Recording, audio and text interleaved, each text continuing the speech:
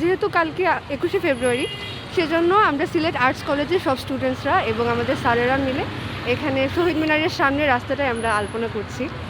এটা জাস্ট আমাদের, এটা মানে মোটামুটি বলা যায় এটা আমাদের একটা হোমেজ, শহীদদের প্রতি একটা হোমেজ জানানো, এবং মোটামুটি মনে আনন্দ থেকে এই আলপনাটা করা।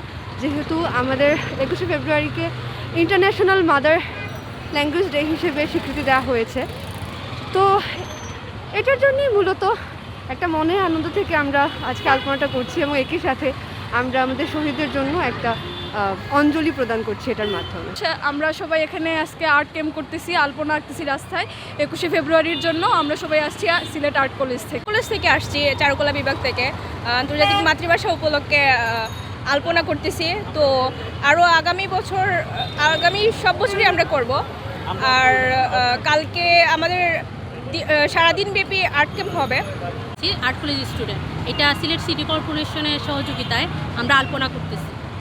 তো প্রতি বছর এটা আমরা করব, এই বছর ফার্স্ট করতেছি আমরা। তো সামনে স্বাধীনতা দিবস আছে, বিজয় দিবস আছে, সব কিছুতেই করবো। এখানে 21-এর আলপনা হচ্ছে, আসলে এই মনে হয় দ্বিতীয়বার আর কি। এর আগে আরেকবার করা হয়েছিল, কিন্তু এরকমভাবে করা হয়েছে না।